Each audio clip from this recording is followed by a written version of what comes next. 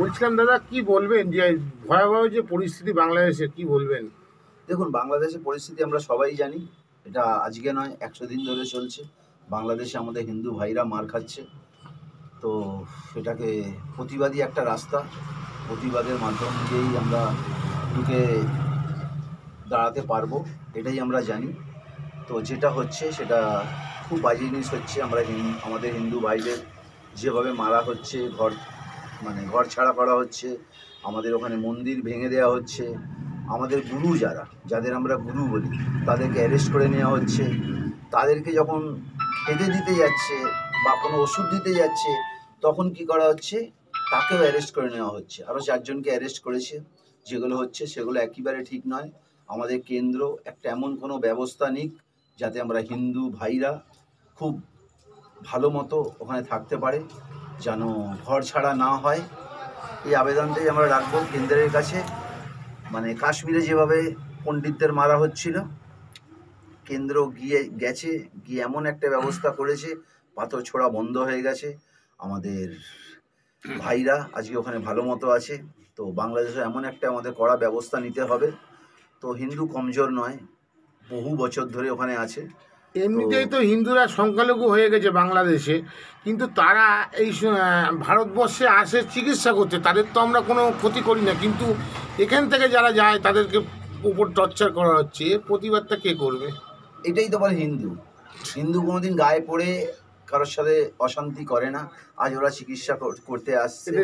আজকে আমি জানি আজকে ওখানে পরিস্থিতি খুব বাজে, তাও বলবো যারা চিকিৎসা করতে এখানে আসছে আমরা ওয়েলকাম। চিকিৎসায় তারা ভয়ঙ্কর অভিজ্ঞতা নিয়ে এখান থেকে ফিরছে বাংলাদেশে। বলছে আমাদের এসে তারা ভিসা নিয়ে অনেক দিনের জন্য আসে, বেশিরভাগ পিয়ারলেসে অনেক পেশেন্ট আছে আমি দেখেছি বাংলাদেশে। তাদের ভিসা এখনও আছে, থাকার পরেও তারা বলছে ভয়ঙ্কর অভিজ্ঞতা নিয়ে হিন্দুরা ফিরছে।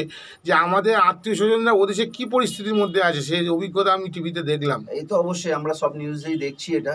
তো ওখানে সবচেয়ে বড় জিনিস হলো জানেন, আমাদের নিউজ যারা আমরা সকালে দেখি পেপার, তারপর দেখি টিভিটা খুলি, আমাদের যারা রাত দিন আমাদের পাশে থাকে তাদেরকে অ্যারেস্ট করে নেয়। আপনাদের মতো মানুষদের অ্যারেস্ট করে নিচ্ছে। তাদেরকে মানুষের কাছে গিয়ে কণ্ঠের একটা কথা বলবে ওই জায়গাটাও বন্ধ করে দিয়েছে। যেটা হচ্ছে সেখানে খুবই বাজে জিনিস হচ্ছে।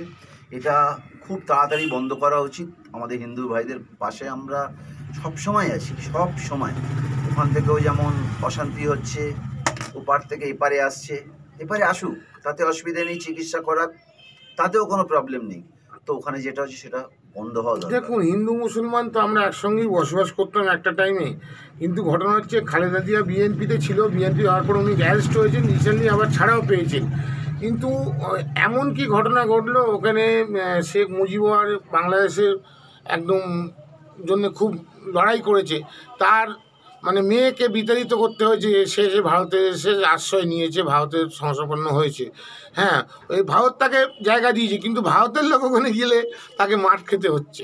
এটাই তো পরিচয় আমাদের এখানে। তারা আসে নামটা কি? খালেদা জিয়ার চিকিৎসা করার জন্য আমরা ওয়েলকাম করছি। আর আমাদের হিন্দু ভাইদের ওরা ওখানে মারধর করছে, ঘর ছাড়া করছে। আমার গুরুজন এবার আপনাদের বিস্তারিত বলবেন। হ্যাঁ ঠাকুরমশাই, এই যে হিন্দুদের উপর অকথ্য অত্যাচার হচ্ছে বাংলাদেশে, আপনি একজন পণ্ডিত মানুষ, আপনার ভগবান করুক কিছু না হোক, কিন্তু এই যে চলছে অরাজকতা চলছে, এই অরাজকতা কবে থামবে?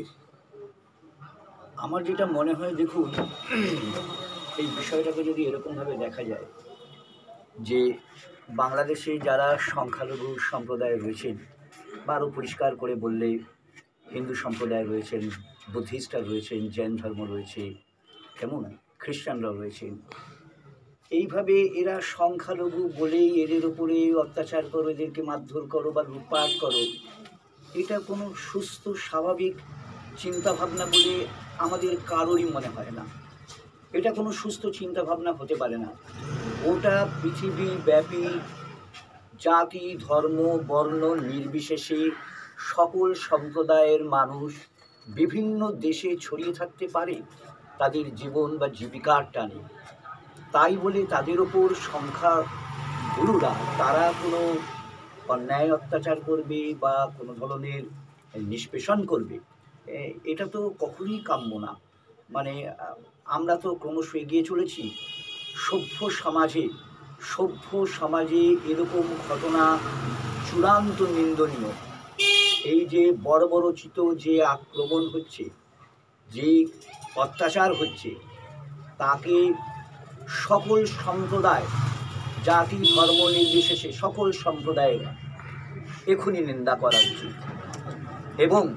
এবং আমার মনে হয় ভারত সরকার তথাপি যদি আন্তর্জাতিকভাবেও কোনো চাপ সৃষ্টি করে কাউকে নিষ্পেষণ করা বা অত্যাচার করা না, যাতে শান্তি শৃঙ্খলা বজায় থাকে, স্ব ধর্মের মানুষরা নিজ নিজ ধর্ম পালন করতে পারে, তাদের জীবন জীবিকা নির্বাহ করতে পারে, এইটাকে মানবিক দৃষ্টিকোণ থেকে দেখে একটা সুষ্ঠু মীমাংসা আশু হওয়া প্রয়োজন। শুধু বিবৃতি জারি করলে হবে না যে আমি বললাম বিষয়টা খারাপ। বিষয়টা আমরা যদি রাস্তায় দেখি দুটো ছেলে বা দুটো মেয়ে মারামারি করছে, আমরা বললাম বিষয়টা খারাপ, ঠিক নয়, এটা নয়, আমাদেরকে ইমিডিয়েট সেই মারামারিটা থামাতে হবে, একদম অ্যাকশান নিয়ে, তবে তো শান্তি শৃঙ্খলা ফিরবে। শুধু আমি মুখে বললাম বা প্রতিবাদ করলাম বা একটু নিন্দা করলাম, এটাই কিন্তু এই মুহূর্তে যথেষ্ট নয় বলে আমার মনে হয়। না, এর আগে শেখ হাসিনা যখন ছিল তখনও হয়েছে হিন্দুদের উপর অত্যাচার, কিন্তু এত ভয়াবহ না। এই যে ইউনিট সরকার আসার পর থেকে দেখছি বাংলাদেশ, যবে থেকে ইউনিট সরকার এসছে তবে থেকে বাংলাদেশ উত্তপ্ত হয়ে গেছে। এই ব্যাপারটা মানে এই ব্যাপারটা নিয়ে আপনি কি মতবাদ আছে আপনার মধ্যে, যে ইউনিট সরকার আসার পর থেকেই যে দেখছি সেদিন থেকেই উত্তপ্ত হয়ে গেছে?